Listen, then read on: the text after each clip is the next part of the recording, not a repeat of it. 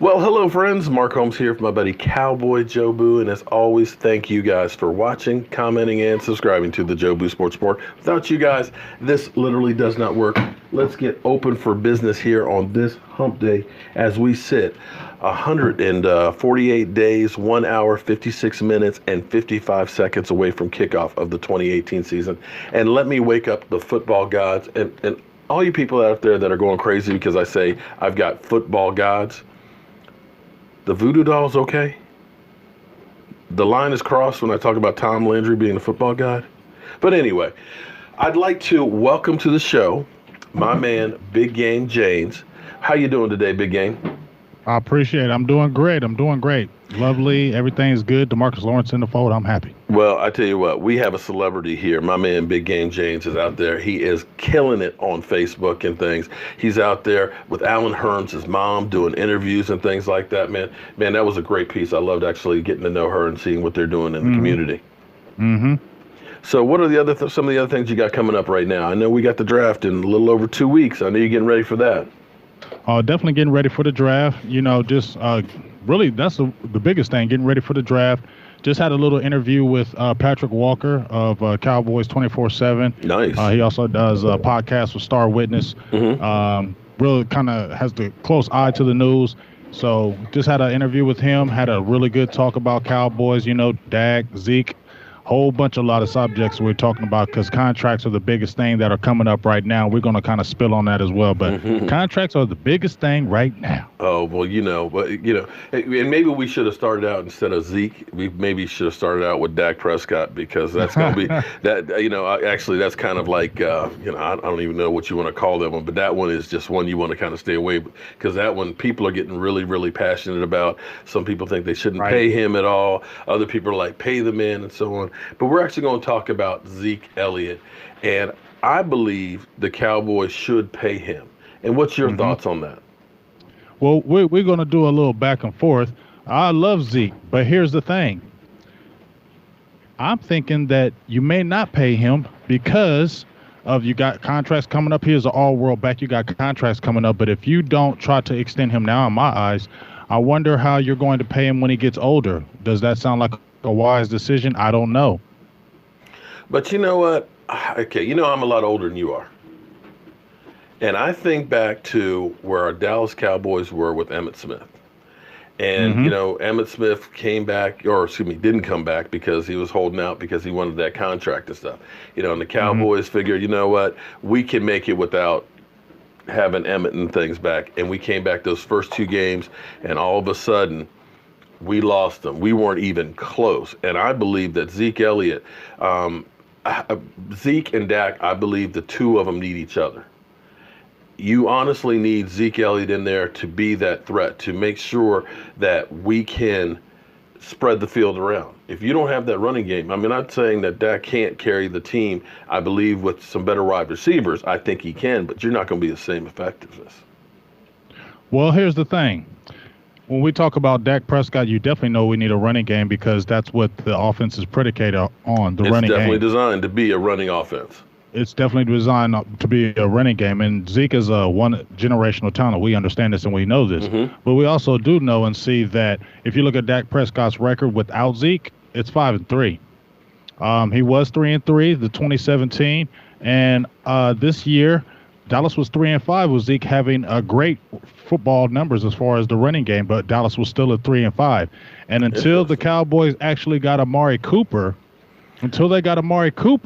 that's when the offense seemed to take off because it didn't even look like we were going to the playoffs with the Dak and Zeke combo. So as much as people say, well, Dak can't survive without Zeke, well, we had Zeke. It was 8 games into the season. He was fully healthy, and we were 3-5.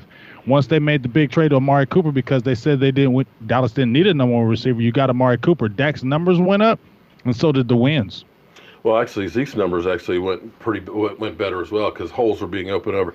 But, here's the thing. I look at it like this, too. Some of that also was the fact that the early part of that season, we ended up having those wide receivers that nobody really knew anybody.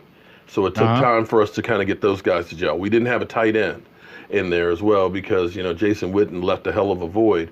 Blake Jarwin started playing better off, later as the season went on. You saw Michael Gallup and start going better and better and better. So some of that I will give you that, we played okay without Zeke going down the stretch once we got Amari Cooper. But a lot of that, too, was the fact that everybody started to get on the same page. And Scott Linehan and Jason Garrett were also playing for their jobs and opened things up a little more. So let me ask you this. When they had the last game of the season, I know they said it was a game that it didn't really count. Dak Prescott didn't have pretty much his whole offensive line. True. He didn't have Ezekiel Elliott in that game against the New York Giants, and he threw for over 300 yards again and basically put the team on his back and won that game.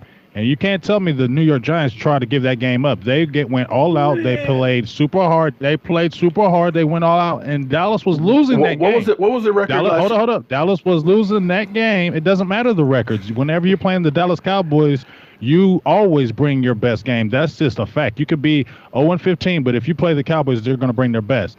I'll give you that one, on his shoulders, but that team was so has so many holes in it that those guys had their golf clubs in the trunks waiting to get the hell out of there for that season too. Dallas was down. It looked like we were going to lose that game. Dak Prescott put the team on his back and won that game. Remember, it was Cole Beasley. He made the great catch, and then we still had to get the 2-point conversion. Still had to get the 2-point conversion to win it. So if they wouldn't have got the 2-point conversion, they would have lost that game. Dak threw that ball. They didn't run it, did they?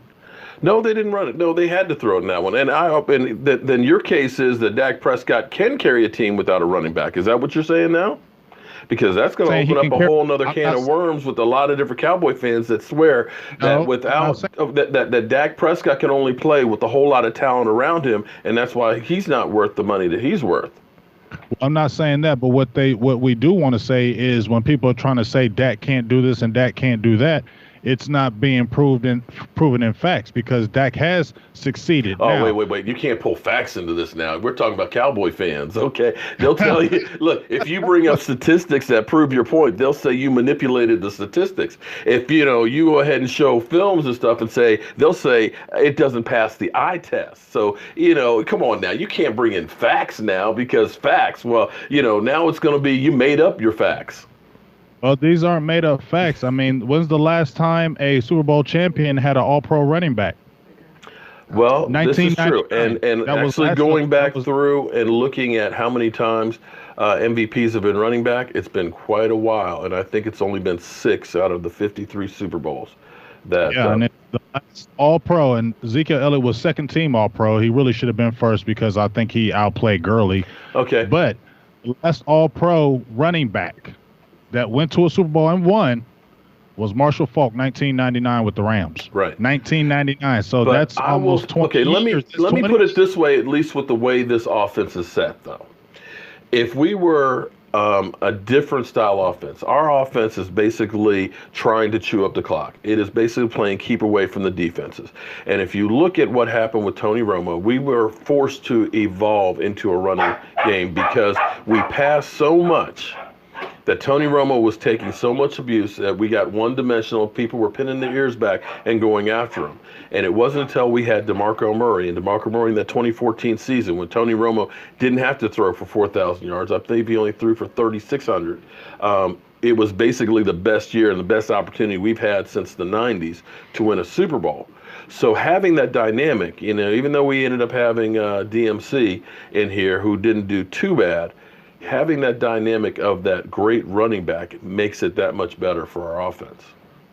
You definitely want to have a dynamic running back. As I said before, you don't want to have just any kind of makeshift back like an Alfred Morris or like a Rod Smith back there with Dak Prescott. We know this. You need to have a talented back. What I'm saying is, though, you can still have a very talented. Wonder if you can still have a very talented back with a Dak Prescott because you still, at the end of the day, you can have a great running back, but if you don't have an offensive line that can't block, it doesn't really matter. So you're getting your guys back in the fold. You got Travis Frederick that's back in the fold. You got your depth with Loney is back there. Now he can go back as a backup and he can move to different spots. You got Fleming who's a good backup. So now you're still looking at it, and you got Witten who was a good blocker at at his position, and he's going to help because he knows the blocking positions. So for you to say that if you don't have a Zeke, Dallas can't win, it hasn't been shown that that's true because, as I said, Dak's record, even though it was 5-5, 3-3 in 2017, he did win 2 games. Even though that game was a makeshift game, people want to say in 2017 against the Eagles, Zeke didn't play and Dak still won that game. Dak won that game in the Giants as well. And also, I have a little bit of a fact here that when a Dak Prescott, the 4 best games of Dak Prescott's career, his passer rating was when Ezekiel Elliott failed to rush for 100 yards. Yes. He was 4-0 with 9 TDs and only 2 interceptions in these games without Zeke.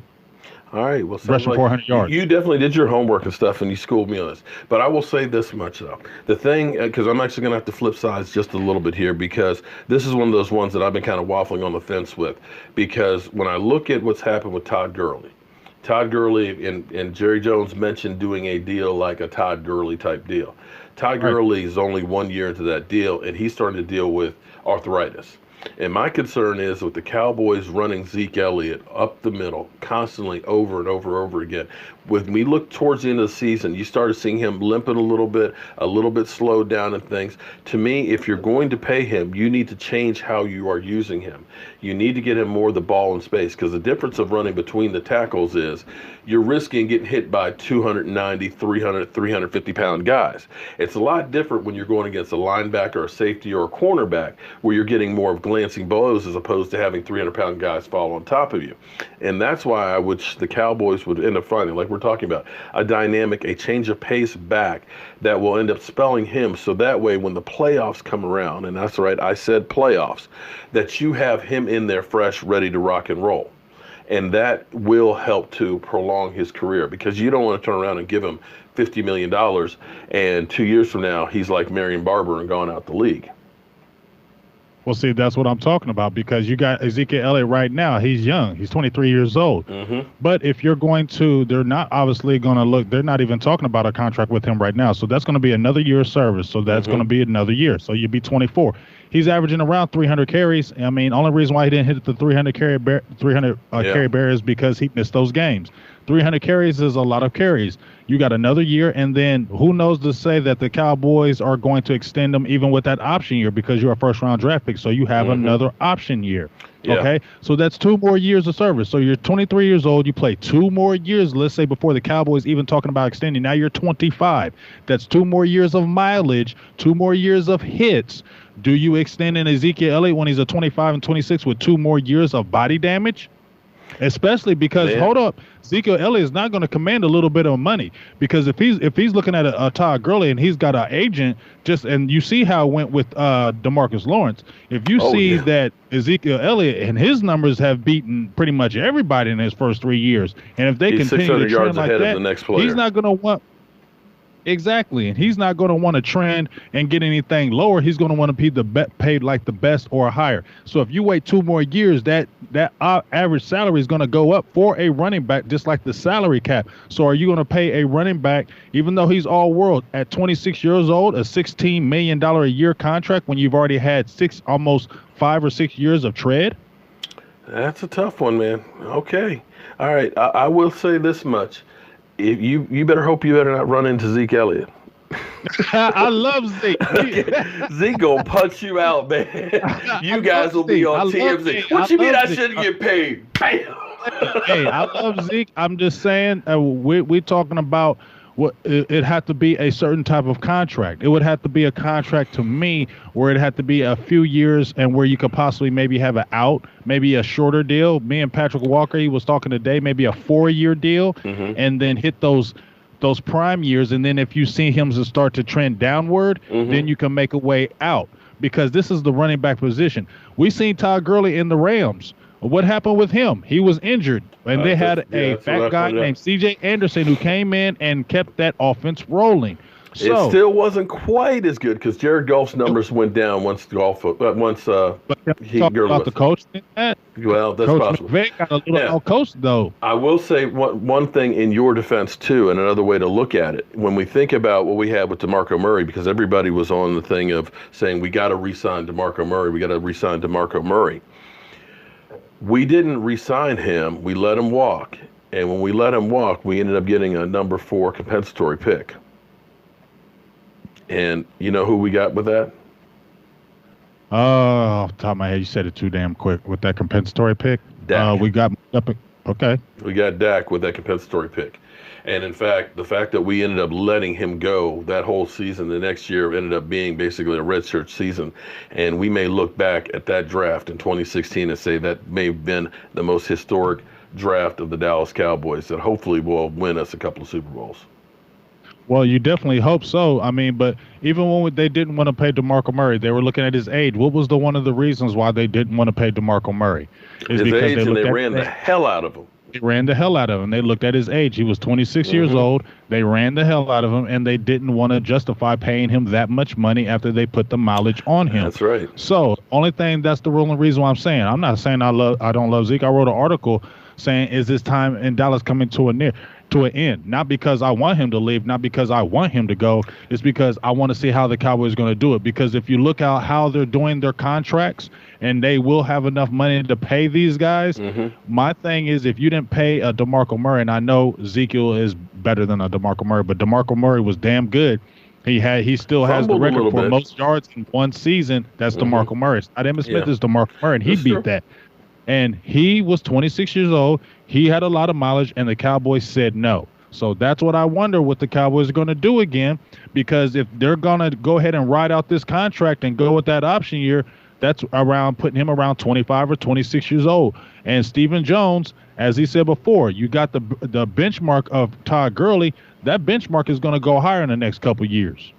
Well, very, very true on that one. All right, so we'll see what happens the next couple of years, but first on tap, I think they're going to be working on getting Amari Cooper's deal done. I think that's going to be the easier one to do, and that one will actually give them some more cap room, much the way DeMarcus Lawrence did, and then start working on Dak Prescott and getting him squared away. It's getting interesting. I don't know if you've been watching or following about Russell Wilson. And Russell Wilson, they seem to be a long, long ways away, and that deal may reset the market in way north of the 30s. Yeah, and that's what with Dak Prescott. Like I said, had the interview with Patrick Walker. Make sure you try to check it out, because that's what we were kind of talking about with that situation. Because the way he was telling me was that the Cowboys wanted to get him done by the beginning of the year. Okay, about training camp, and that Dak Prescott may want to wait because he's going to see these other quarterbacks getting paid, and if he waits, he's going to make even more money. Yeah, and that's why the Cowboys may want to sign him right now. They want to get something done, because obviously Russell Wilson is going to set that mark. He's going to be higher than Aaron Rodgers. Yeah, he's definitely going to be north of Aaron Rodgers. And then you got Goff and you got Wentz that are right there behind him too. And that's why. And my fault, I didn't mean to cut you off. And that's why Dak Prescott may want to wait, because he has Wentz and them waiting, and he knows he's going to get big money. So he may want to hold off and be like, fine, I can wait till the end of the year, because once these other guys get paid and you haven't paid me yet, this is going to make me put more money in my pocket. Now, of course, he could go through and it end up being another Kirk Cousins situation where, they end up having to franchise tag him. Well, I was thinking when I was talking to Patrick that they were talking. That's exactly what he was saying, that they franchise him next year, that they put the tag on him, and then kind of figure what they're going to do from after that. Because I mean, if he gets the tag, he's getting at least a good 20-something mil just on the tag. By the end of next year, if Russell Wilson gets his deal and golf and all that, it'll be north of 30. Exactly. But the thing is you never. The thing that's scary, because even if he does go through this year and say, okay, I'll wait. You look at what happened with Alex Smith. Every player is one play away from their career being over. And at this point, the Cowboys haven't paid him, $2.4 million or something like that, or like around $2 million so far on his contract.